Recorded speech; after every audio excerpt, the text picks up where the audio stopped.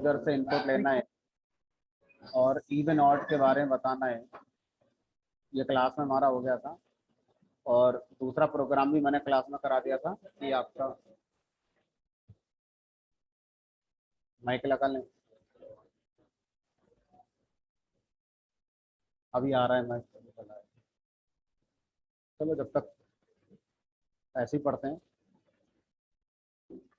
तो यहाँ पर कॉस्ट प्राइस और सेलिंग प्राइस आपको यूजर से इनपुट कराना था और प्रॉफिट लॉस बताना था। ये भी हमने लास्ट क्लास में कर लिया था। Write a program to test a number is divisible by 3 और 5 एंड गो। यहाँ से मैं एक बार फटाफट आपको करा देता हूँ।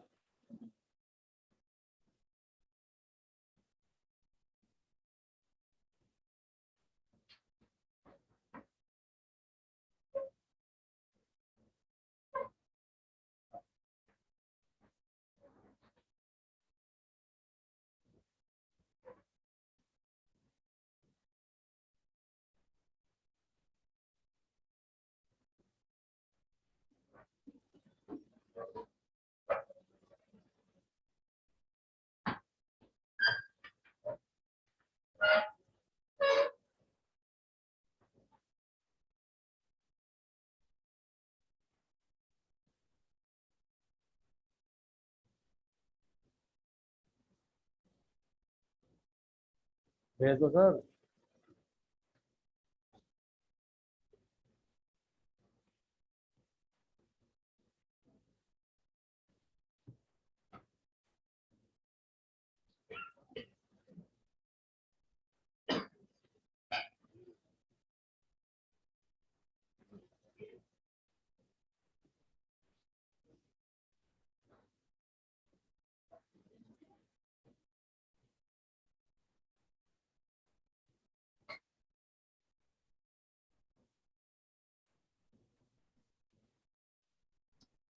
यूजर से एक नंबर इनपुट करना है। देखो जब तक माइक नहीं आ रहा है, जब तक आप लोग अगर कोशिश करेंगे तो शायद आवाज़ पहुंच जाएगी आपके पास तक, है ना। एंटर नंबर, तो कोई भी नंबर आपका यूजर से इनपुट हुआ। अब हमें ये बताना है कि ये 3 से डिवाइड है या नहीं, 5 से डिवाइड होता है या नहीं, या दोनों से हो रहा है या नहीं। तो मैंने पहले चेक करा, इस नंबर का रिमाइंडर 3 से निकाला। अगर ये 0 आ जाता है तो ये तभी आएगा जब आपका दिया गया नंबर 3 से डिवाइड हो जाता है, अदरवाइज नहीं आएगा। अब आप कह रहे हैं कि एंड यही नंबर हमारा रिमाइंडर 5 से लें और अगर वो भी 0 आ जाए, इसका मतलब वो नंबर ऐसा है जो 3 से भी डिवाइड हो गया है एज वेल एज 5 से भी डिवाइड हो गया है। तो ऐसा होने पर हम लोग यहाँ पर मेंशन करेंगे number is divided by 3 and 5 both. अच्छा मान लीजिए नंबर की वैल्यू 20 है, तो 20 होने पर यहाँ पर तो फॉल्स आएगा, क्योंकि नंबर का रिमाइंडर जब 3 से लेंगे तो वो 0 नहीं आएगा। 3 6 18, 2 कैरी होगा, 2 हमारा रिमाइंडर होगा, बट ये 0 नहीं आएगा। यहाँ पर ट्रू आएगा। ये फॉल्स, ये ट्रू, एंड हमारा क्या रिजल्ट देगा? फॉल्स। तो इसका मतलब ये तो चलेगा नहीं हमारा। अब हम दूसरा एक एलिफ लगाते हैं कि अगर पहला वाला नहीं चला है तो हम चेक करेंगे कहीं ऐसा तो नहीं है नंबर सिर्फ पहले वाले से ही डिवाइड हो रहा है, हमें दूसरे को चेक ही नहीं करना है। अगर सिर्फ इतना ही ट्रू है, डेट मीन्स ये किस बात का सिग्नल होगा कि मेरा नंबर सिर्फ किससे डिवाइड होता है? 3 से होता है। क्योंकि अगर दोनों से होता होगा तो यहाँ पर ही ट्रू हो जाएगा, आगे हमारा कंडीशन एग्जीक्यूट ही नहीं होगी। अच्छा, मैं लिख दिया print number is divided by 3।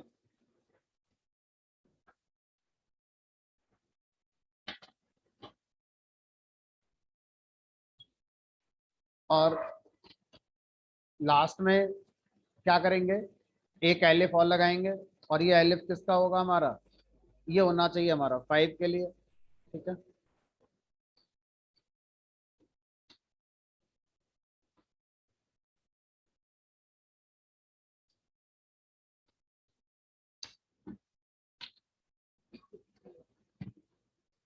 चलो तो अब एक एलिफ और लगाएंगे इसमें भी, जो हमारा 5 के लिए चेक करेगा। और अगर कोई नंबर ऐसा है लाइक 19, तो वो कैसे हैंडल होगा? तो लास्ट में क्या लगा देंगे? लास्ट में एक एल्स लगा देंगे। तो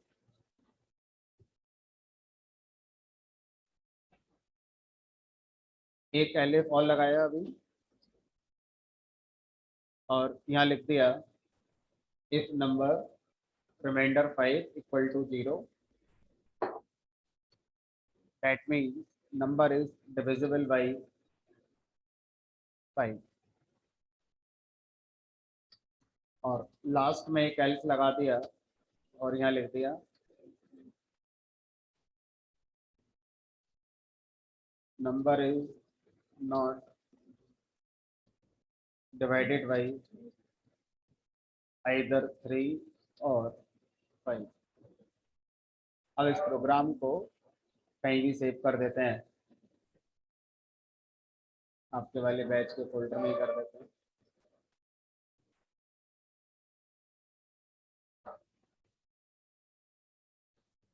ये इसका तीसरा क्वेश्चन है, पहला दूसरा तो आपका पहले ही हो गया था।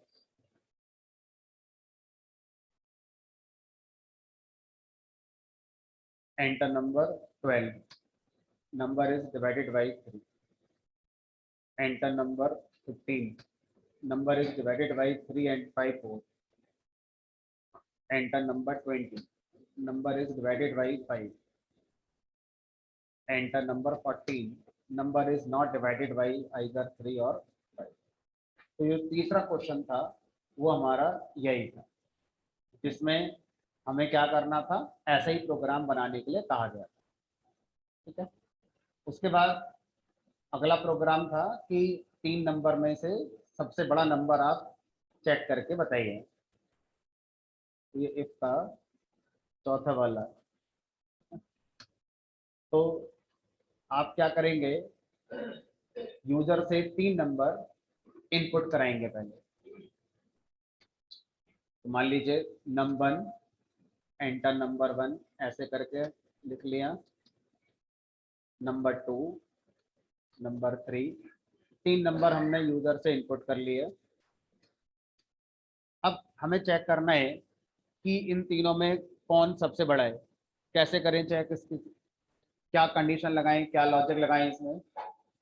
तो पहले हम क्या करते हैं, इफ लगाकर ये पता करते हैं if number 1 is greater then number 2 and number 1 is greater then number 3। इसका मतलब क्या हुआ कि अब ये दोनों कंडीशन अगर ट्रू हैं तो कौन सा नंबर बड़ा हो गया है? नंबर आपका बड़ा हो गया है। ठीक है, तो अब इस वाले एग्जांपल में कुछ चैलेंजेस होंगे जो अभी हम डिस्कस करेंगे। तो num 1 is greater than num 2, लिख दिया num 1 is greater than num 2 and num 3। Num 1 इन दोनों से ग्रेटर।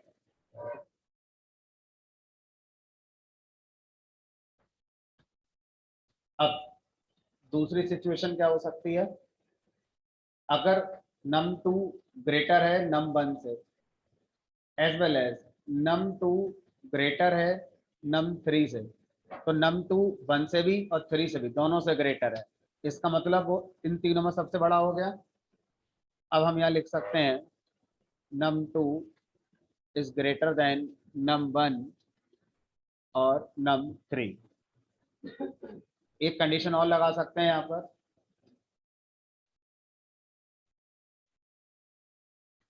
और वो कंडीशन क्या हो सकती है कि नम 3 को हम नम 1 से कंपेयर करते हैं, नम 3 को हम नम 2 से कंपेयर करते हैं।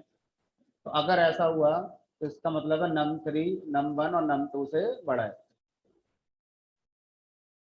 अब इस प्रोग्राम को हमने फर्स्ट अटेम्प्ट में जो सोचा है उसके अकॉर्डिंग हमने लिखा, और जब इसको रन कराएंगे तो देखते हैं इसमें क्या कमी है जो अभी नजर आ सकती है।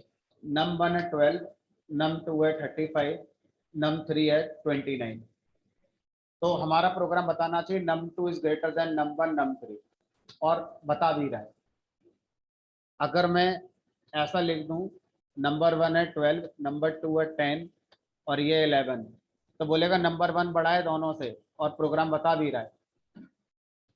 उसके बाद नंबर 12, 23 और ये 45, तो नम 3 बड़ा है, तो सर सही तो चल रहा है प्रोग्राम। अब आगे बढ़ते हैं। मैं लिख दिया 10 10 10। अब बताओ मेरा प्रोग्राम क्या जवाब देगा, क्योंकि मेरे प्रोग्राम में इस बार ये 3 कंडीशन जो लगी हुई हैं, इफ, एलिफ, एलिफ, इनमें से कौन सी कंडीशन ट्रू होगी? कोई सी नहीं होगी। जब कोई सी नहीं होगी तो प्रोग्राम में आउटपुट कुछ आएगा नहीं, क्योंकि आपने एल्स लगाया नहीं है, तो आउटपुट देखने वालों को पता ही नहीं चलेगा क्या आपका रिजल्ट आया है। तो ऐसी सिचुएशन में आपका प्रोग्राम क्या रेस्पॉन्स देना चाहिए? ऑल 3 नंबर्स आर सेम या ऑल 3 नंबर्स आर इक्वल, कोई किसी से बड़ा नहीं है। तो सर इसका मतलब क्या था, हमें ऐसा भी सोचना होगा, elif num1 equal to num2। क्या जो मन में आ रहा है वो कर सकते हैं? क्या आ रहा है मन में, इसी के आगे लगा दो एक और num3। तो ऐसे मल्टीपल कंपैरिजन किए जा सकते हैं, आंसर इज यस। ठीक है, देखते हैं कर पाते हैं नहीं, बहुत एरर आ जाएगी भाई, नहीं चलेगा तो एरर ही आ जाएगी।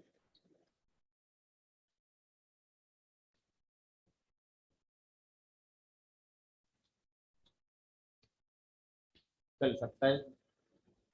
ठीक है, तो अब ये यहाँ भी चल जाएगा, num1 is greater then num2 is greater than num3। इसको भी शॉर्ट करके आप ऐसे लिख सकते हैं। ठीक है, तो अब सर अब कुछ सब कुछ ठीक है, हमने कहा अपने आप से पूछो। अब बताओ मेरा प्रोग्राम क्या आंसर देगा? नहीं, मेरा प्रोग्राम क्या देगा, हमारा दिमाग क्या दे रहा है वो अलग बात है। अभी जो प्रोग्राम लिखा हुआ है उसके हिसाब से कौन सी कंडीशन ट्रू होगी? 4, 6, 8, 10 में से कौन सी कंडीशन चलेगी? आई गेस कोई सी नहीं चलेगी। ठीक है, तो आउटपुट कुछ नहीं आया। तो हम चाहते हैं हमारा प्रोग्राम हर सिचुएशन को डील करे। यूजर को हम बाउंड नहीं करना चाहते कि ऐसा ही करोगे तभी सही आंसर देंगे। आप कुछ भी लिखो हम आपको आंसर तो देंगे ही। ठीक है, तो अब इस सिचुएशन को कैसे डील करोगे? इसका मतलब क्या हुआ कि जब आप इस प्रोग्राम को बनाते हैं या इस तरह के किसी भी प्रोग्राम को बनाते हैं, तो पहले ऑन पेपर सारे टेस्ट केसेस लिख लेते हैं कि भाई यूजर क्या क्या इनपुट दे सकता है। भले ही मुझे प्रॉब्लम स्टेटमेंट में कहा गया है कि भाई 3 में सबसे बड़ा बताओ, लेकिन ऐसी सिचुएशन आने पर मेरा प्रोग्राम रेस्पॉन्स करना चाहिए। प्रोग्राम में ऐसा लिखा नहीं है, ठीक है, लेकिन आपको सोचना होगा। तो ये सब टेस्ट केसेस होते हैं जिनको लेकर भी कोड में आपको कुछ लिखना चाहिए, अच्छा कोड माना जाएगा। तो अब बताओ ऐसी सिचुएशन और क्या क्या हो सकती हैं। अभी आप मान लो इसके बारे में सोचो कि इफ num1 हमारा num2 के बराबर है, तो और ये दोनों बड़े हैं किससे? तीसरे वाले से। इसका मतलब चाहे पहले num1 मान लो चाहे num2 मान लो, मैसेज आना चाहिए num1 num2 are same and greater than num3। तो सर अभी तो और बहुत सारी सिचुएशन हो जाएंगी, तो आपको वो सारी सिचुएशन को सोचना होगा और उन सब के लिए भी क्या बनाना होगा? कोड अपना बनाना होगा। अब person to person, developer to developer जो वेरी हो सकता है वो ये कि किसी ने इतनी सारी कंडीशन लगाई, मान लीजिए 6-7 कंडीशन लगा दी, जैसे मैंने भी 4 लगाई हैं, तो मैं सब कुछ अगर लिखूंगा तो 7-8 कंडीशन लग जाएंगी। हो सकता है किसी के दिमाग में कुछ ऐसा आ गया, उसने 4 ही कंडीशन में सारे केसेस कवर कर लिए, वो बेटर माना जाएगा। तो अब यहाँ पर सबका अपना अपना थिंकिंग है, कौन कैसे सोच रहा है।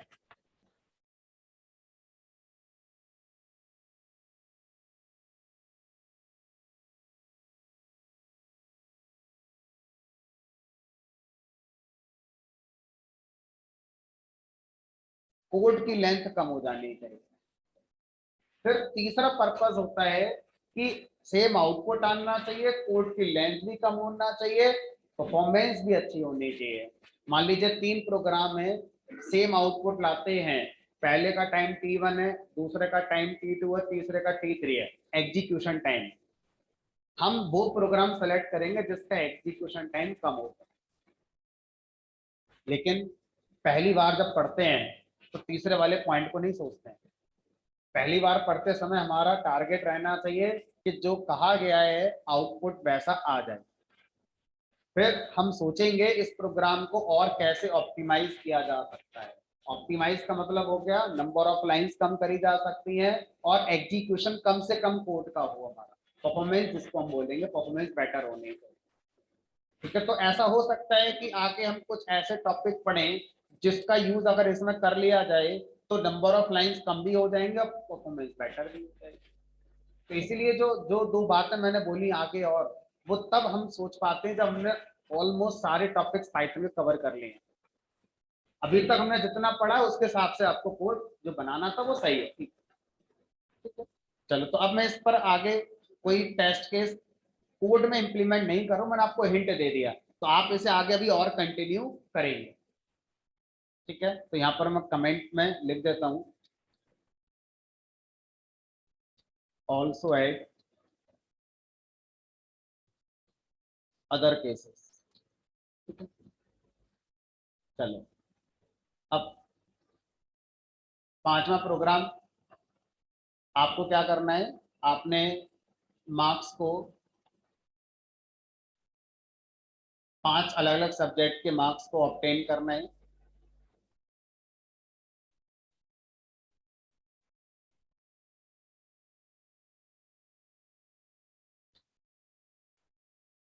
जैसे ये num1 num2 num3 है,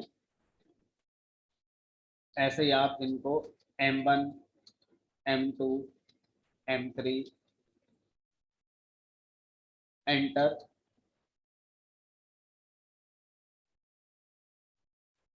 मार्क्स ऑफ फर्स्ट सब्जेक्ट, ऐसे ही 5 सब्जेक्ट के मार्क्स को आप यूजर से इनपुट करा लेंगे। Enter marks of second subject, enter marks of third subject,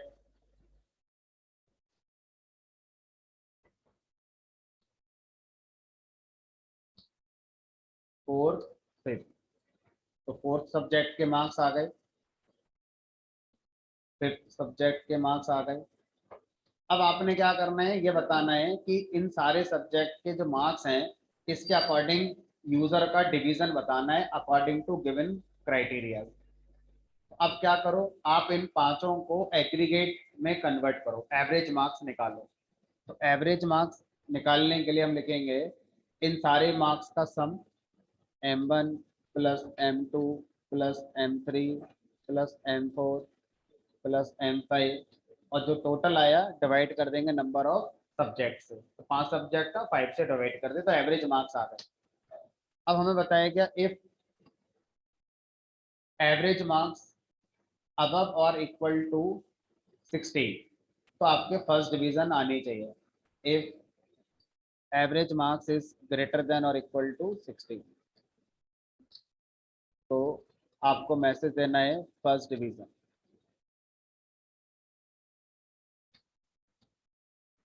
elif दूसरी कंडीशन क्या है हमारी, 50 to 59 second division. if average marks is greater than equal to 50 and average marks less than 60, तो आपको क्या करना है, सेकेंड डिवीजन।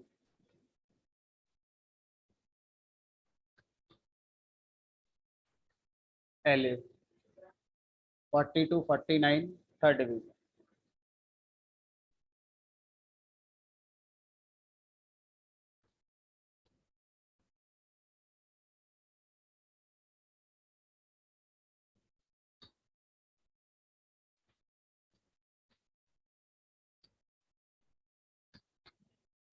और लास्ट केस है हमारा 40 से कम हुआ तो फेल। अब आप इसमें एल्स लगाएंगे एलिफ लगाएंगे, वो आप अपना डिसाइड कर सकते हैं। तो हमने लिख दिया if average marks is less than 40 तो वो फेल हो गया। अब देखो इसमें ये नहीं बताया गया नेगेटिव मार्किंग होगी नहीं होगी, मैक्सिमम मार्क्स कितने आ सकते हैं, ऐसा हमें नहीं बताया गया। अगर बताया जाता तो हम उन केसेस को भी कवर करते कि अगर हमारे जो मार्क्स आए हैं अगर वो ज़्यादा आए हैं तो आपको इनवैलिड मार्क्स ऑप्शन देना है। तो अगर इसमें ऐसा होगा तो क्या होगा, इंडिविजुअल सब्जेक्ट के मार्क्स को चेक करना होगा, क्योंकि हर सब्जेक्ट के मार्क्स 0 से 100 की रेंज में ही आ सकते हैं। तो आपको क्या करना होगा, आपको इन सबसे एवरेज लगाने से पहले पहले एक ये फॉर लगाना चाहिए जिसमें आप ये चेक करेंगे कि हर सब्जेक्ट के मार्क्स 0 से 100 की रेंज में ही होने चाहिए। अगर हैं तभी आगे का कोड चले, अदरवाइज हमारा कोड आगे चलना ही नहीं चाहिए, हमें डिवाइड करके एवरेज निकालना ही नहीं है। तो अगर ऐसा गिवन है तो आपको कोड में इंप्लीमेंट करना है, और अगर नहीं है तो आप एज इट इज कोड दे सकते हैं। मान लीजिए हमें उसको इंप्लीमेंट करना है अपने प्रोग्राम में, तो हम क्या करेंगे, पांचों सब्जेक्ट के मार्क्स इनपुट्स लेने के बाद चेक करो, क्या चेक करना है, हर सब्जेक्ट के मार्क्स 0 और 100 की रेंज में होने चाहिए। अगर किसी भी सब्जेक्ट के मार्क्स उस क्राइटेरिया में नहीं आते हैं तो आगे का कंप्यूटेशन नहीं करना है, यूजर से मना कर देना है कि मार्क्स आपके सही नहीं है। ठीक है, तो if m1 is greater than equal to 0 and m1 is less than equal to 100, तो ये कंडीशन ट्रू कब होगी, तभी हो सकती है जब m1 के मार्क्स 0 से ज्यादा या बराबर हो, साथ ही साथ 100 के बराबर या उससे कम हो। अगर m1 के मार्क्स 120 दे दिए तो ये कंडीशन फॉल्स हो जाएगी। ठीक है, अब सर ये m1 के साथ साथ आपको m2 m3 m4 m5 के लिए भी तो सोचना पड़ेगा। ठीक है, तो अब ये तो हो गई एक कंडीशन। ठीक है, अब थोड़ा बेटर रीडेबिलिटी के लिए मैं इसको एक ब्रैकेट में डाल देता हूँ, इसके साथ मैं एंड लगा देता हूँ, दूसरी कंडीशन, फिर एंड लगा देता हूँ, तीसरी कंडीशन, फिर एंड लगा देता हूँ, चौथी कंडीशन। अब सोचो जैसे आपने यहाँ पर भी m1 के लिए ये किया है, ऐसे ही आप किसके लिए भी करोगे, m2 के लिए भी करो।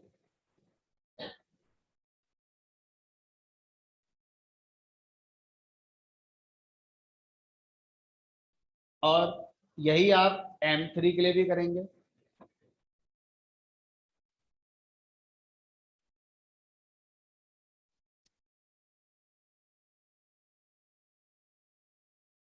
और यही आप m4 m5 के लिए भी करेंगे।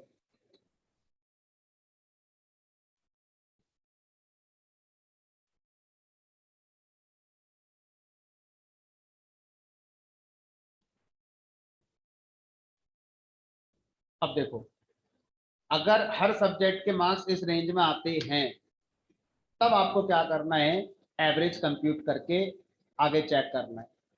इस पूरे को सेलेक्ट करा, टैब स्पेस, एक ही साथ इफ के ब्लॉक में आ गया हमारा। और मान लीजिए इफ कंडीशन फॉल्स हो गई, फॉल्स क्यों होगी, इनमें से कोई भी फॉल्स होने पर फॉल्स हो जाएगी, तो एल्स में चले जाएंगे।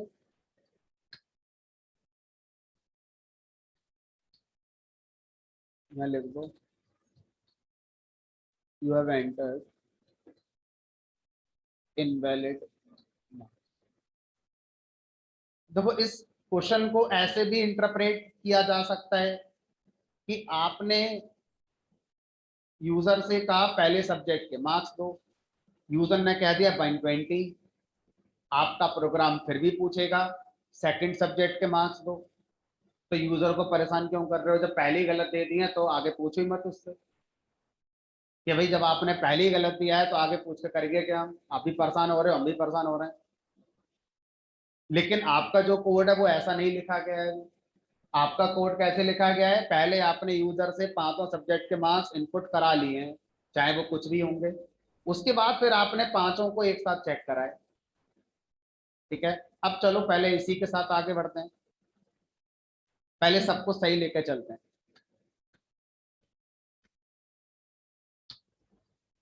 आपकी फर्स्ट डिवीजन अकॉर्डिंगली आपकी आ गई है।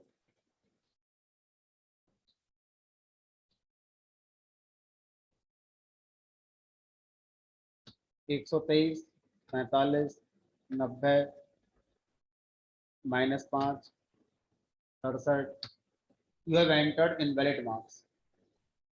अब मैं चाहता हूं इस प्रोग्राम को ऐसा कर दीजिए कि जिस समय जिस सब्जेक्ट के मार्क्स इनपुट करे गए हैं, अगर वो इनवैलिड वाली रेंज में आते हैं तो आगे के पूछेंगे ही नहीं, उसी समय बंद कर दो प्रोग्राम।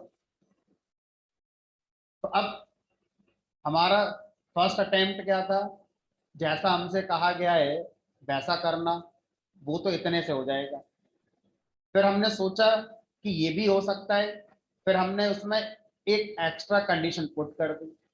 अब आपने और ज्यादा सोचना शुरू कर दिया कि क्यों ना उसी समय ऐसा कर दिया जाए। तो अगर मैं ऐसा करने जाऊंगा तो देखो इसी प्रोग्राम को और कैसे बनाया जा सकता है। जब आप M1 मार्क्स लेकर आए हैं तो उसी समय चेक कर लो, इफ वाली कंडीशन उसी समय चेक कर लो।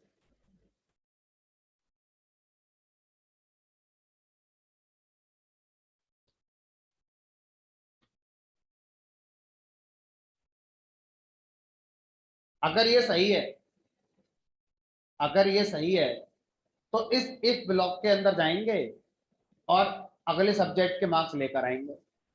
और सोचो अगर ये वाली इफ कंडीशन सही नहीं है तो अभी बता दो कि आपने M1 के मार्क्स इनवैलिड एंटर कराए हैं। अच्छा, अब अगर M1 के मार्क्स की रेंज सही है तो अब हमने M2 के पूछे, लेकिन अब ये बताओ M2 को भी तो चेक करना पड़ेगा। तो इफ के अंदर एक इफ और लगा देते हैं और उस इफ में आप किसके चेक कर लेंगे, M2 वाले चेक कर लेंगे। अब अगर M2 के मार्क्स सही हैं तो अब हम कौन से इनपुट कराएंगे उससे, M3 के। तो हम किसकी तरफ अपने आप चले गए, नेस्टेड की तरफ चले गए। किसी ने कहा नहीं था नेस्टेड सोचना है, अपने आप जो लिखते जा रहे हैं उसमें नेस्टेड का फील आता चला जा रहा है। अगर M2 के मार्क्स की रेंज सही नहीं है तो नेस्टेड इफ के एल्स में जाकर ये मैसेज फिर लगा दो।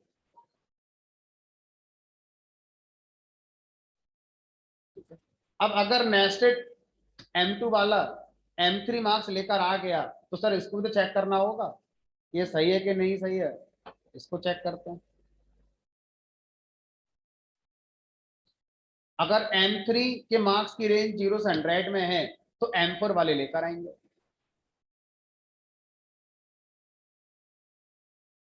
और अगर नहीं निकली तो इसका एल्स लगा दो और यहां पर फिर वही लिख दो, इनवैलिड मार्क्स।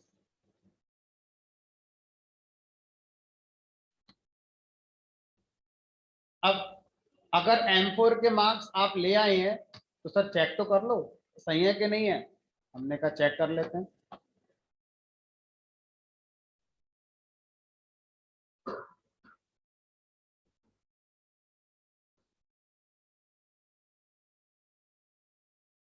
अगर ये सही है तो फिर M5 के मार्क्स इनपुट करा लो, और अगर सही नहीं है तो फिर मना कर दो।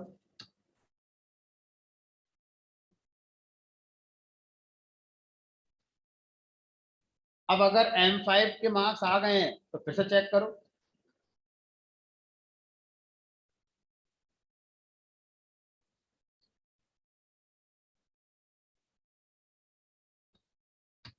और अगर ये सही नहीं है तो फिर से वो मैसेज दे दो। और अगर वो सही है तो अब आप अपना लॉजिक लिखो, ये वाला।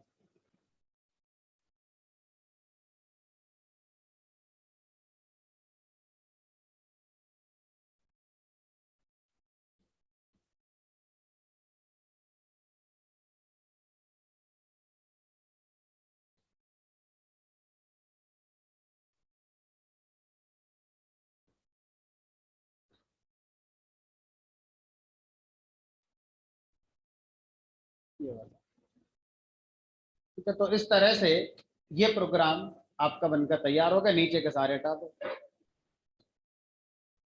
अब ये हर स्टेप पर प्रोग्राम आपको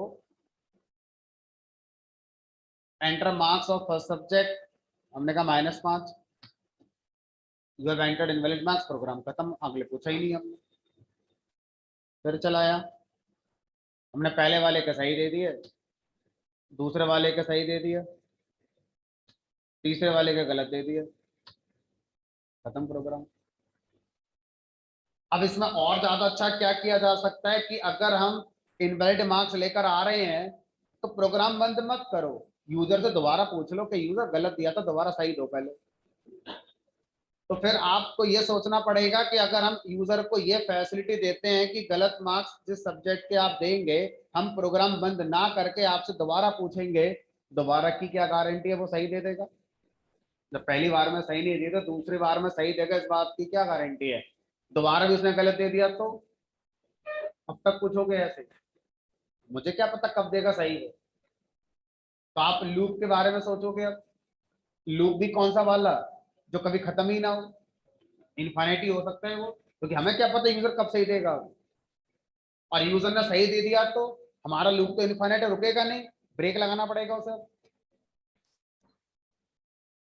तो इस कोड को आप कितना और यूजर फ्रेंडली करना चाहते हो, जैसा कोड लिखोगे वैसा हो जाएगा। तो इसमें व्हाइल लूप इन्फाइनाइट वाला ऐड कर दो, जो आप कह रहे हैं वो हो जाएगा। पर ये व्हाइल लूप 5 बार लगाना पड़ेगा हर मार्क्स के लिए, क्योंकि किसी भी मार्क्स को वो गलत कर सकता है, कितनी बार भी गलत कर सकता है। आप ये कह रहे हैं जब तक वो सही दे नहीं देगा आगे नहीं बढ़ेंगे। आप ऐसा भी कर सकते हो एटीएम की तरह, 3 अटेम्प्ट देंगे बस, 3 बार में दो को सही तो ठीक है, वरना प्रोग्राम बंद कर देंगे। इस बार वैल्यू इन्फिनिट नहीं चलाना है, वैल्यू पैसा लगाना है जो 3 बार चले मैक्सिमम। अगर 3 बार तक चल गया लूप, यूजर से इनपुट नहीं मांगना है, प्रोग्राम बंद कर देंगे। अगर उससे पहले ही सही आ गया तो लूप को ब्रेक कर देंगे, अगले मार्क्स मांगे। चलो, तो अब ये हो गया हमारा भाई 5वां प्रोग्राम। ये आपको कब करना है? ये आपको ऐसी सारी चीजें तब करनी होती हैं जब आपकी प्रॉब्लम स्टेटमेंट में लिखा गया हो कि आपने ऐसे ऐसे करना है। अभी सामने लिखा है, उसमें ये बात कहीं नहीं लिखी है कि अगर गलत मार्क्स इनपुट आएंगे तो क्या करेगा मेरा प्रोग्राम। तो अभी जो आपके सामने लिखा हुआ है उसके अकॉर्डिंग जो मैंने सबसे पहली बार बनाया था प्रोग्राम, वही सही है। क्योंकि इसमें ये भी नहीं लिखा है कि इनवैलिड मार्क्स होंगे नहीं होंगे। तो इसका मतलब इसमें डेवलपर की कमी नहीं मानी जाएगी, इसमें रिक्वायरमेंट स्पेसिफिकेशन ही कंप्लीट नहीं है, इसमें गलती क्लाइंट की मानी जाएगी। जिससे ये आया डॉक्यूमेंट उसको हम बताएंगे कि आपका प्रॉब्लम स्टेटमेंट कंप्लीट नहीं है, हमें इन इन बातों पर आप थोड़ा और एक्सप्लेन करें कि अगर ऐसा हुआ तो क्या करेंगे। रियल लाइफ में क्लाइंट को भी कई बार पता नहीं होता है शुरू में कि उसे करना क्या है। पहले वो जितना सोचता है क्लाइंट उतना लिखकर प्रॉब्लम स्टेटमेंट में डेवलपर को दे देता है। फिर जब डेवलपर उतना बनाकर क्लाइंट को वापस कर देता है और उसके साथ जब ऐसी सिचुएशन होती है तब उसे याद आता है ये तो रह गया बताने से। फिर वो डेवलपर को परेशान करता है कि यार इसमें ये बात आ रही है, ये और कर दो इम्प्लीमेंट। डेवलपर के बारे में सोचो, वो जब क्लाइंट से डील करेगा तो उसकी कॉस्टिंग कैसे बताएगा? वो तो जो प्रॉब्लम स्टेटमेंट आपने लिखा है उतना खर्चा बता देगा, भाई इतना काम करने का इतना पैसा लूंगा मैं आपसे। अब क्लाइंट क्या कह रहा है, यार ये तो कर दो, ये और रह गया है। तो अब यहाँ पर क्या होता है, डेवलपर अगर फ्रेशर है तो वो परेशान, क्लाइंट परेशान, दोनों में नोकझोंक होने तैयार है। डेवलपर अगर एक्सपीरियंस होल्डर है तो उसे पता है कि ऐसा तो जरूर होगा, तो वो क्या बोलता है, इस सॉफ्टवेयर की कॉस्ट इतनी होगी विद 6 मंथ मेंटेनेंस। उसे पता है कि इसे खुद नहीं पता होगा अभी कि क्या क्या चाहता है करना, इसे बस बेसिक बेसिक पता है, हमें कह दिया हमने बना दिया। अब 6 महीने जब इस कोड पे चलाएगा अपने सिस्टम पे, तब इसे सारी बातें समझ में आ जाएगी, इसमें ये कमी है, इसमें ये कमी है। तो हमेशा डेवलपर किसी क्लाइंट के लिए जब कोड बनाकर देता है तो साथ में 6 महीने से 1 साल तक के मेंटेनेंस साथ में लगाकर कॉस्ट ऐड करता है, और कहता है डेवलपर से, क्लाइंट से, कि 6 महीने तक या 1 साल तक जो भी हमारा है उसके अकॉर्डिंग आप मुझसे जो कराना चाहें करा लेना, उसके बाद कुछ कहोगे तो खर्चा दोबारा लगेगा फिर आपका। यही होता है रियल लाइफ में। क्लाइंट को बहुत कम चांस होते हैं कि पहली बार में सब पता हो कि ये करना है। ठीक है, बराबर, आगे बढ़। अगला क्वेश्चन क्या था? अगला क्वेश्चन था कि एडमिशन की बात करनी है ना? तो उसमें छठा प्रोग्राम था, तो यूजर से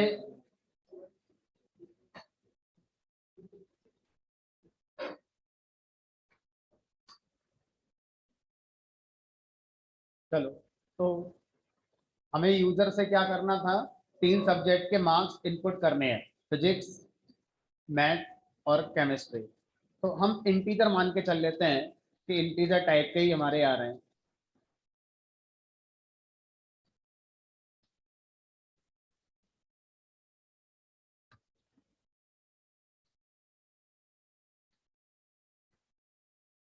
आपसे चर्चा ना करें, जिसको बात करनी है मुझसे करें, उसमें आपका फायदा होगा। पड़ोसी से करोगे बात, उनको उतना ही आता है जितना आपको आता है। अगर उनको ज्यादा आता तो वो यहाँ क्यों आते। मुझसे बात करोगे फायदे में रहोगे, आपस में करोगे नुकसान में रहोगे। तो फिजिक्स, केमिस्ट्री, मैथ, 3 सब्जेक्ट के मार्क्स हमने यूजर से इनपुट करा लिए। अब हमें एडमिशन कराने के लिए 3 बातें बताई गई। पहली बात यह है कि अगर इन तीनों सब्जेक्ट के इंडिविजुअल मार्क्स को देखें तो एडमिशन हो सकता है। तो इंडिविजुअल मार्क्स में हमसे कहा गया कि अगर आपके मैथ्स में 60 हैं, फिजिक्स में 50 या 50 से अबव हैं, और केमिस्ट्री में 40 या 40 से अबव है, तो एडमिशन हो जाएगा। यानी कि मैथ्स में जो मार्क्स हैं ग्रेटर देन इक्वल टू 60 हो, एंड फिजिक्स के marks greater than equal to 50 हो, एंड केमिस्ट्री के marks greater than equal to 40 हो, तो आपका एडमिशन हो जाएगा।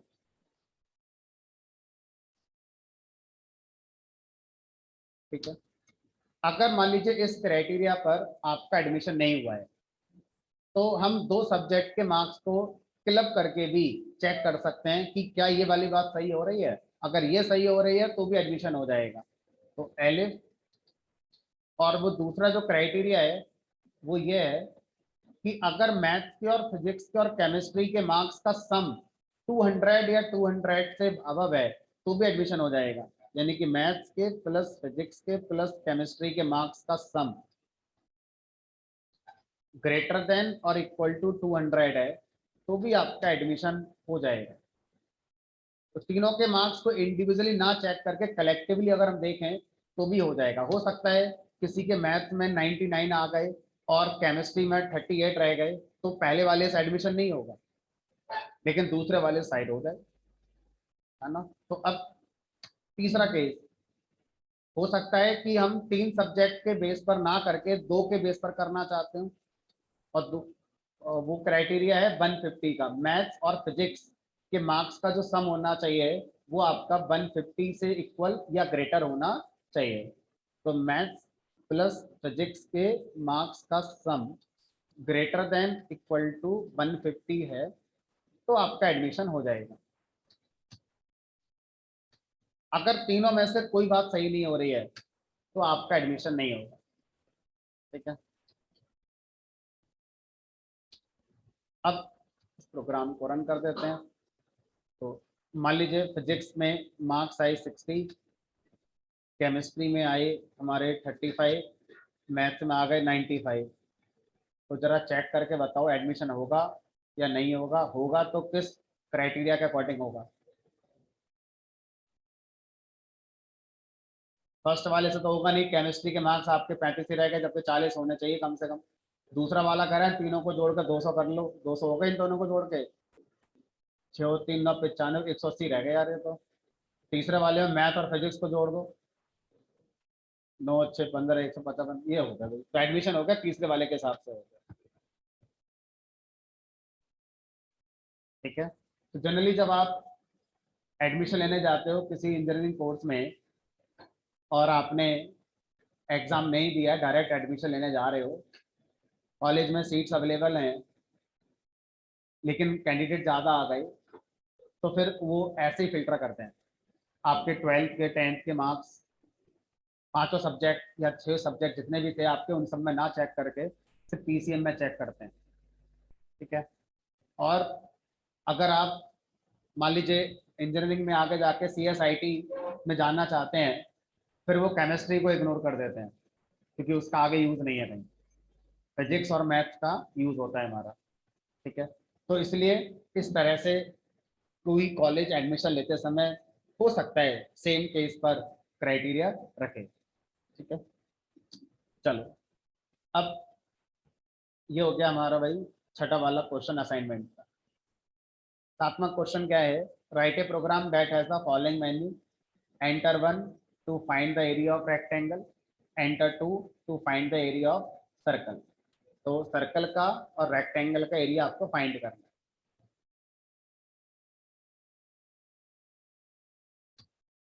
तो सबसे पहले क्या करेंगे, सबसे पहले यूजर से उसकी चॉइस पूछेंगे। तो यूजर अपनी चॉइस बताओ, करना क्या है आपको।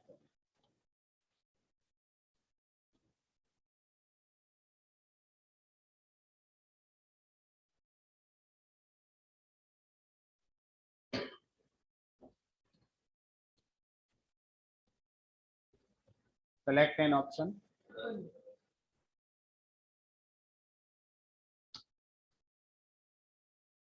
ऑप्शन में 1 पर क्या था हमारा, एरिया ऑफ रेक्टेंगल, और 2 पर था हमारा एरिया ऑफ सर्कल। जी, रेक्टेंगल और सर्कल, 1 पर रेक्टेंगल है और 2 पर सर्कल है। अब यूजर ने जो भी अपनी चॉइस दी होगी वो इस वेरिएबल में आ गई हमारी। अब इस वेरिएबल को आप या तो इफ एल्स के साथ इंप्लीमेंट कर सकते हैं या फिर मैच के साथ जा सकते हैं। तो बेटर है ऐसी सिचुएशन मैच लगाना। मैच के अंदर ये चॉइस वेरिएबल डाल दिया, और इस चॉइस वेरिएबल में जो पॉसिबल वैल्यूज हैं उनको हम यहाँ पर इंप्लीमेंट कर सकते हैं केस के साथ। तो केस 1, अब केस 1 पर आपने यूजर को बताया है कि हम रेक्टेंगल फाइंड करवाएंगे एरिया। तो अब एरिया ऑफ रेक्टेंगल निकालने के लिए आपको किन किन चीजों की जरूरत पड़ेगी वो आप यूजर से पूछेंगे, है ना। तो अब एल की वैल्यू इनपुट करा लो, लेंथ फ्लोट हो सकती है।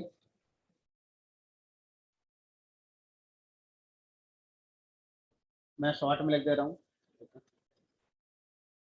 एंटर एल और लोड इनपुट एंटर बी। अब इन दोनों की गुणा कर दो, एल इंटू बी। तो आपका एरिया आ गया रेक्टेंगल का। केस 2 में आपको एरिया निकालना है सर्कल का, पाई आर स्क्वायर। पाई की वैल्यू पहले ही पता है हमें सिर्फ रेडियस पूछनी है यूजर से। हम यूजर से सिर्फ रेडियस के बारे में पूछेंगे, enter R, that means radius. तो मैंने इसको आर वेरिएबल में रख लिया, रीडेबिलिटी बेटर होगी। और फिर अपना सीधा आउटपुट दे दिया, pi 3.14 into R, pi R square हो गया। अब एक तीसरा केस बना सकते हैं जहां पर इन दोनों में से यूजर ने कोई भी नहीं दिया है, अंडरस्कोर केस। ठीक है, और यहाँ लिख देते हैं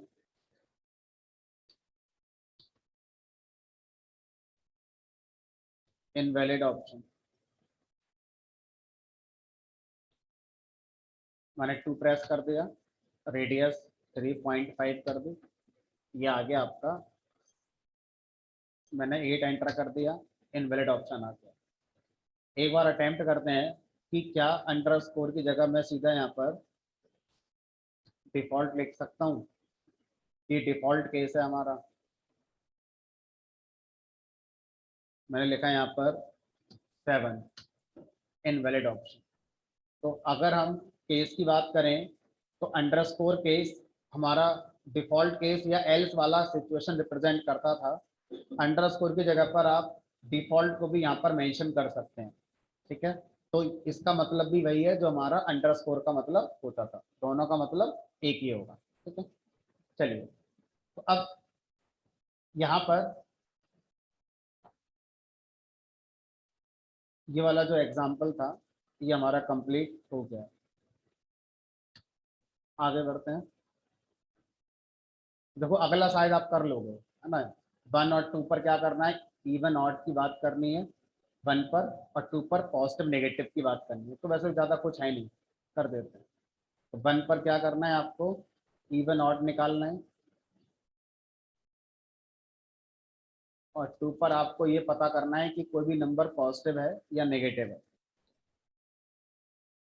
तो अब इवन ऑड के लिए आपको यूजर से एक नंबर लेना होगा, और इवन ऑड हमेशा इंटीजर का आता है, फ्लोट का नहीं आता। एंटर नंबर, और इस नंबर पर आप अपना इफ एल्स लगाकर लॉजिक इंप्लीमेंट कर सकते हैं। तो ये क्वेश्चन भी शायद किसी ने पूछा था, क्या मैच केस के अंदर इफ एल्स लगा सकते हैं? Answer is yes. If else के अंदर मैच केस लगा सकते हैं? Answer is yes. आप प्रॉब्लम स्टेटमेंट के अकॉर्डिंग इंप्लीमेंट कर सकते हैं अगर आपने सिंटैक्स सही लिखा है। ठीक है, केस 1 हमारा इंप्लीमेंट हो गया। केस 2 था हमारा कि आपको यूजर से नंबर इनपुट लेना है और बताना है वो नेगेटिव है या पॉजिटिव है। तो नंबर कुछ भी हो सकता है, कोई दिक्कत नहीं है। तो ये नंबर मैंने यूजर से इनपुट कर लिया, एंटर नंबर। अब आप ये बताओ ये नेगेटिव है या पॉजिटिव है। तो if number is less than 0 negative है, या ग्रेटर देन 0 तो पॉजिटिव है। If number is less than 0 लिख दो नेगेटिव नंबर।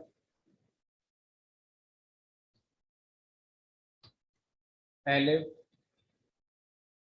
अगर नंबर इज ग्रेटर देन 0 है तो पॉजिटिव नंबर।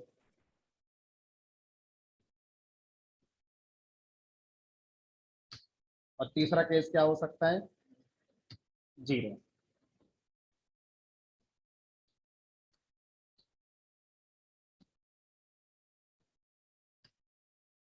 तो 0 को नेगेटिव माना जाए या पॉजिटिव माना जाए? तो बहुत से लोग ये कहते हैं 0 को एक तीसरी कैटेगरी कह दो। नंबर या तो 0 होता है, या नेगेटिव होता है, या पॉजिटिव होता है। 0 के साथ नेगेटिव पॉजिटिव का कोई सेंस नहीं होता है। ठीक है, जैसे प्रॉफिट लॉस निकाला, तो प्रॉफिट लॉस में प्रॉफिट मतलब पॉजिटिव, लॉस मतलब नेगेटिव, 0 मतलब नो प्रॉफिट नो लॉस। तो ऐसा नहीं कह सकते -0 या +0। ठीक है, तो जनरली 0 को एक अलग ही हमने मान लिया। चलो, अब तीसरा केस डिफॉल्ट इनवैलिड ऑप्शन, यही तो था आपका तो। अगर हम 1 प्रेस करेंगे तो इवन ऑड के लिए ये हमसे कहेगा कि नंबर ऑड है। दोबारा चलाया प्रोग्राम, इस बार हमने कोई नंबर दे दिया, मेरा नेगेटिव नंबर है। फिर चलाया प्रोग्राम, कुछ और दे दिया, 7 इनपुट कर दिया, इनवैलिड ऑप्शन। ये आपका 8वां प्रोग्राम पूरा हो जाता है। सेम 9th प्रोग्राम है जो आप बना सकते हैं। तो 9th प्रोग्राम में आपको क्या करना है, ऑप्शन ज़्यादा रखने, 1 2 3 4 5 6 7, और हर किसी के अंदर क्या करना है, जैसे मैंने अभी कोड लिखा है वैसे ही आपने इम्प्लीमेंट करना है। सिर्फ आपको केस अपने थोड़े बढ़ाने पड़ेंगे। ठीक है, जो आपको आता है वो कर देना, और जहां पर कंफ्यूजन हो उसको अभी के लिए आप इग्नोर कर सकते हैं। कि अभी हमारा ऑब्जेक्टिव है सिंटैक्स को इम्प्लीमेंट करना। अगर हम किसी चीज का लॉजिक नहीं जानते हैं या उसको नहीं समझ पा रहे हैं, तो अगर हम गूगल करके ढूंढ सकते हैं तो इम्प्लीमेंट कर लो। और अगर नहीं कर पा रहे हो तो ऐसा नहीं होना चाहिए कि इसकी वजह से अब हम रुक गए, आगे प्रोग्राम नहीं बनाएंगे। तो उस चीज को अलग कर दो, आगे बढ़ जाओ। ऐसा कई असाइनमेंट्स हैं जो मैंने आपको आगे देने हैं, उसमें बीच बीच में मैंने ऐसे क्वेश्चन रखे हुए हैं जो आपको लगेगा आउट ऑफ द सिलेबस है, सर ने तो क्लास में पढ़ाई नहीं है। उनको रखने का सिर्फ एक ही मकसद है कि आपकी लर्निंग गूगल से भी होनी चाहिए, सिर्फ मेरे थ्रू ही नहीं होनी चाहिए। आपको गूगल चलाना भी आना चाहिए कि कोई चीज अगर हमें नहीं आती, अचानक से नहीं आ जाए, तो उसको ढूंढा कैसे जाता है। और अगर आप वो नहीं कर पा रहे हैं तो अगेन जो मैंने आपको क्वेश्चंस दे रखे हैं उनमें आगे रुकना नहीं है, बढ़ते चले जाना है। उन चीजों को छोड़ देना जो अभी नहीं आ रहे। जैसे इसमें आपको इन्वर्स में कंफ्यूजन है, छोड़ देना, ऑप्शन रखना 1 2 3 4 5 6, बस। छठे को 5 बना देना, सातवें वाले को 6 बना देना, खत्म। ये हमें सीखना है मैच केस का कॉन्सेप्ट कैसे इंप्लीमेंट किया जा सकता है। इनवर्स का मैं बता देता हूँ, है ना। तो इनवर्स हमारा दो तरह का होता है, एक होता है एडिटिव इनवर्स, एक होता है मल्टीप्लिकेटिव इनवर्स। तो अगर किसी भी नंबर का इनवर्स अगर आप निकालते हैं तो आप यूजर को फिर से दो बातें पूछेंगे। यानी कि ये जो इनवर्स वाला केस होगा ना, इसके अंदर भी आप एक और मैच केस लगा सकते हैं, इसके अंदर भी एक लगाएंगे क्या कि भाई press 1 for additive inverse, press 2 for multiplicative inverse. तो पहले तो यूजर ने कहा enter 5 to find inverse, user ने कहा 5, फिर जैसे ही 5 का केस चलेगा आप यूजर से फिर पूछोगे कौन सा इनवर्स, एडिटिव इनवर्स या मल्टीप्लिकेटिव इनवर्स, फिर यूजर ने कहा एडिटिव इनवर्स। तो एडिटिव इनवर्स क्या करता है, किसी भी नंबर का साइन बदल देता है।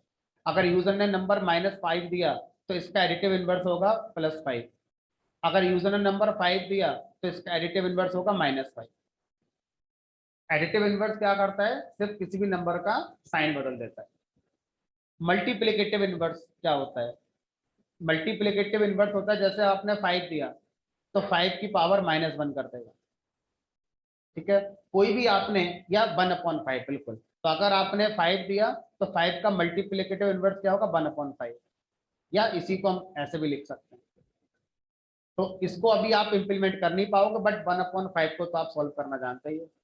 तो जब आपका आउटपुट आएगा मल्टीप्लिकेटिव इनवर्स का तो फ्रैक्शन में आ जाएगा, ठीक है। तो अभी के लिए आप फ्रैक्शन माने देना, आगे चलकर हम एज इट इज कैसे किसी नंबर को प्रिंट कर सकते हैं फॉर्मेटिंग करके वो सीख सकते हैं। तो ये हमारा इनवर्स वाला कॉन्सेप्ट हो जाएगा। उसके बाद आखिरी क्वेश्चन जिसमें काफी लोगों को डाउट था, क्वेश्चन था कि सर ये हमसे नहीं हुआ है या इसमें दिक्कतें ज्यादा हो रही हैं, तो इसको कर लेते हैं, सारी करें, इसको भी कर लेते हैं।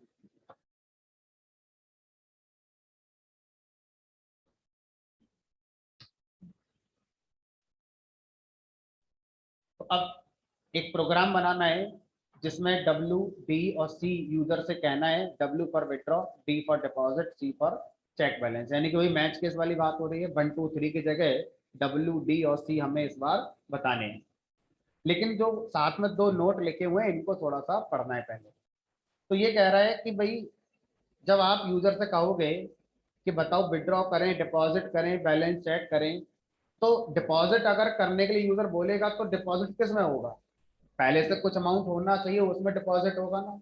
तो आपको इन ऑप्शन को देने से पहले यूजर से क्या करना है, एक इनिशियल इनपुट ले लेना है। तो मैं एक काम करता हूँ, इसको पैरेलली बनाता हुआ चल रहा हूँ, ठीक है, पहले इतना पढ़ लिया और इतना पहले बना लिया। तो एक यूजर से अमाउंट इनपुट कर लिया,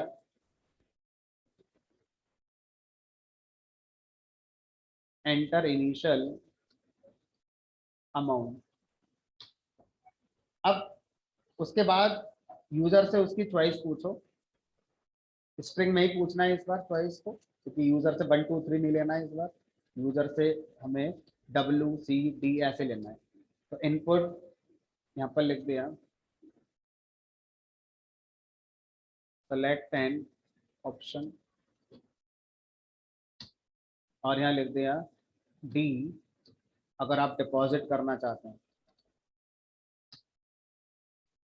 W अगर आप विड्रॉ करना चाहते हैं, और C अगर आप बैलेंस चेक करना चाहते हैं। तो यूजर इस मैसेज को पढ़ के इन तीनों में से कोई एक प्रेस करेगा, DWC। तो मैं इसको मैच में ले चलता हूँ, जो मेरा चॉइस वेरिएबल था CH नाम से, और फिर इनके केस बना देता हूँ। तो केस बनाया मैंने यहाँ पर D केस पर मुझे कुछ करना है, अभी पास कर दिया। W केस पर मुझे कुछ कोड बनाना है अभी, और तीसरा केस था हमारा C। तो C वाले केस में क्या करना है, जो आपका इनिशियल अमाउंट है उसको बस मैसेज प्रिंट करा देना है। तो ये मैं अभी कर देता हूँ,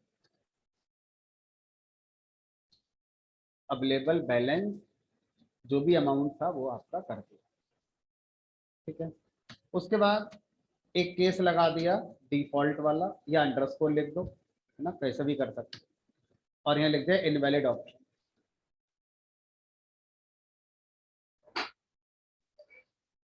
ठीक है। अब अगर मैं इस कोड को चलाता हूँ तो अभी इस कोड में इनिशियल अमाउंट मान लीजिए 2000 दिया, और मैंने C प्रेस करा तो आपका बैलेंस बता दिया, लेकिन बाकी ऑप्शन में भी आपने कुछ करा नहीं है। तो आप अगर D लिखोगे तो कुछ होगा नहीं, प्रोग्राम चलेगा, बंद हो जाएगा, क्योंकि आपने बस एक स्ट्रक्चर बनाकर छोड़ दिया है। ठीक है, तो अब हम डिपॉजिट में जाना चाहते हैं, तो हम इस डिपॉजिट के कोड को इम्प्लीमेंट करेंगे। तो यहाँ पर अब अमाउंट डिपॉजिट करना है कितना, यूजर से पूछना होगा। तो यूजर से हमने क्या करा, यूजर से कोई ए नाम के वेरिएबल में अमाउंट यूजर से पूछ लिया। मैं लिख दिया enter amount to be deposited.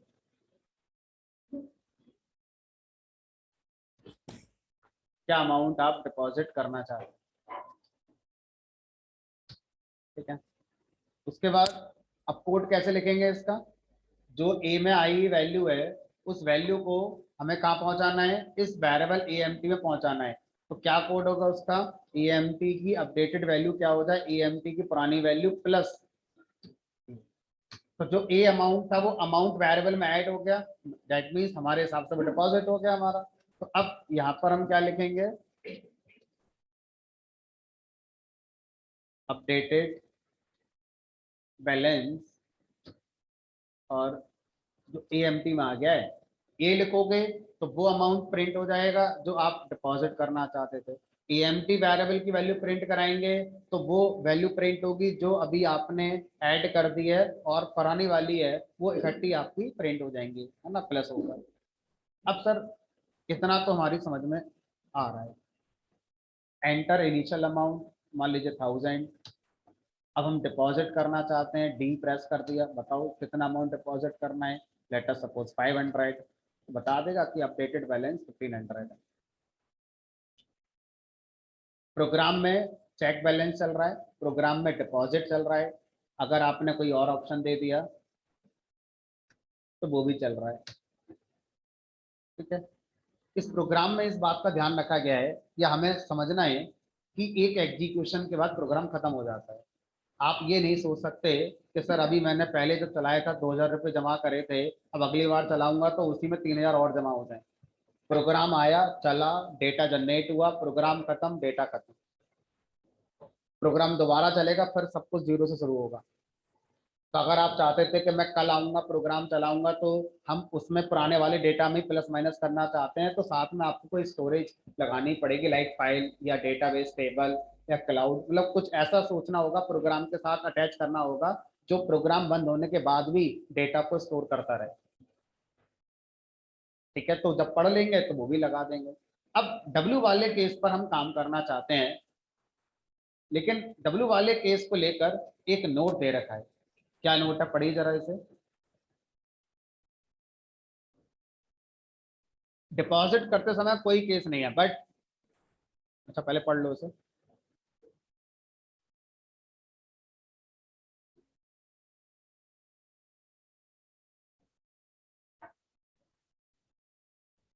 चलो अब मैं पढ़ देता हूँ। ये कह रहा है कि जब आप विड्रॉ करने जाओगे तो यूजर से अमाउंट मांग लो पहले, कि यूजर विड्रॉ कितना करना चाहते हो, enter amount to be withdrawn.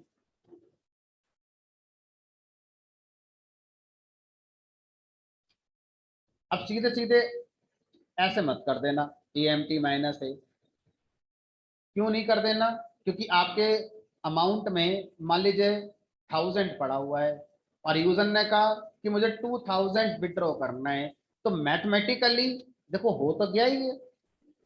अब मैं यहाँ पर ये लिख दूंगा तो मैथमेटिकली ये सही है, बट कॉन्सेप्चुअली ये सही कैसे हो सकता है। इनिशियल अमाउंट 2000, आपने कहा मुझे विड्रॉ करना है, कितना अमाउंट विड्रॉ करना है 5000, ऐसा तो होगा नहीं। बट हमारे प्रोग्राम को गणित आती है, उसे नहीं पता अमाउंट कैसे कहते हैं, उसे नहीं पता बैलेंस क्या होता है, उसे तो प्लस माइनस पता है, दो नंबर है, प्लस होती है माइनस होती है, तो उसके हिसाब से मेरा बैलेंस सही आ रहा है। तो मुझे इसको क्या करना है, इम्प्लीमेंट करना है। ठीक है, तो अब यहाँ पर हम क्या करेंगे, यहाँ पर इस कोड को पहले नोट 2 में ये कहा गया है कि अगर आपका बैलेंस ग्रेटर है उससे जो आप विड्रॉ करने आ रहे हैं तो विड्रॉ होने देना, एज वेल एज अगर विड्रॉ होने के बाद आपके अकाउंट में 500 बच जाते हैं या उससे ज्यादा बच जाते हैं तो विड्रॉ होगा, लेकिन अगर उससे कम बचते हैं तो विड्रॉ नहीं होना चाहिए। एग्जाम्पल, मेरे अकाउंट में 1000 इनिशियली आए, मुझसे कहा 800 विड्रॉ करो, तो मुझे लगेगा हो जाने चाहिए, है ना। लेकिन अगर ऐसा हो गया तो मेरे अकाउंट में कितना बचेगा, 200, लेकिन मिनिमम बैलेंस मेंटेन करना है कितने का, 500 का, तो विड्रॉ नहीं होना चाहिए। ठीक है, तो अब इसको मुझे कोड में इंप्लीमेंट करना है। तो यहाँ क्या लिखेंगे, यहाँ लिखेंगे इफ जो आपका AMT है इनिशियल वाला, अगर वो ग्रेटर देन है A से, तब तो आगे बढ़ते हैं। और अगर ऐसा नहीं हुआ तो यहां पर हम क्या लगा देते हैं, एल्स में जाके इनसफिशिएंट बैलेंस लगा देते हैं, इनसफिशिएंट बैलेंस। लेकिन सर यहां भी इतना आसान नहीं है।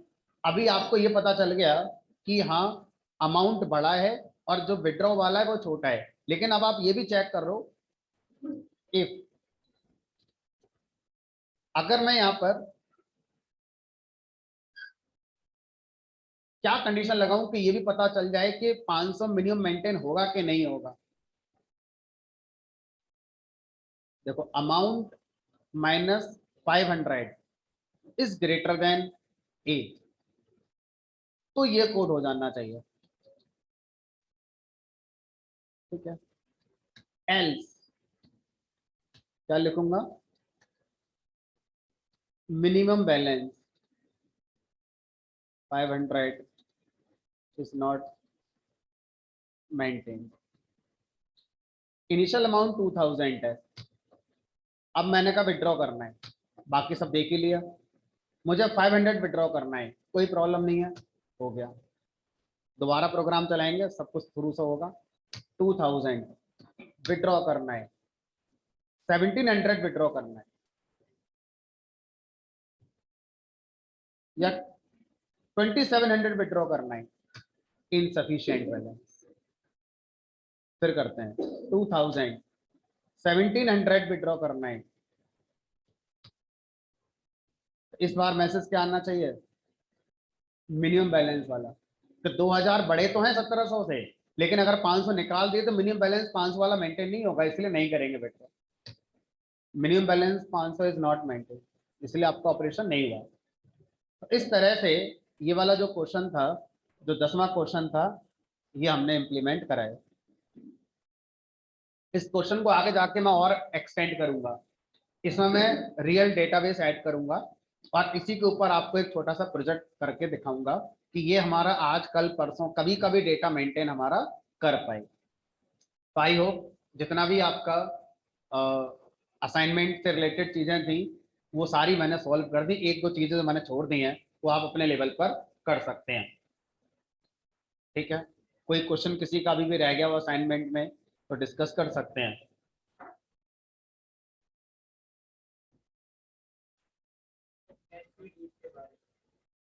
अभी जो प्रोग्राम बनाया है जो मार्क्स वाला, आप उसको एक बार देखिए, उसमें नेस्टेड इफ का कॉन्सेप्ट यूज किया गया। इफ के अंदर इफ नेस्टेड इफ कहलाता है। अगर एक कंडीशन ट्रू होते हुए हम दूसरी कंडीशन को चेक करना चाहते हैं तो उसे नेस्टेड इफ कहा जाता है।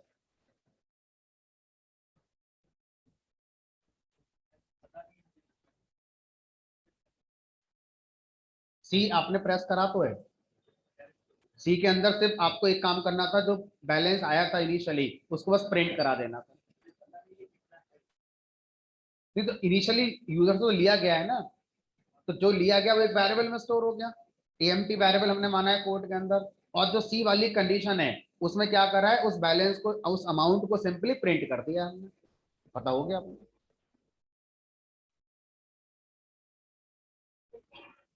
चलिए, तो अब हम लोग लूप को लेकर आगे बढ़ रहे थे, है ना। तो लूप में क्या होगा, व्हाइल लूप हमारा पूरा हो गया था, फॉर लूप हमारा रह गया था। चलो आज अभी मुझे थोड़ा सा जाना है मीटिंग में, तो अभी इतना रखेंगे, कल मिलेंगे, कल हम बात करेंगे फॉर लूप।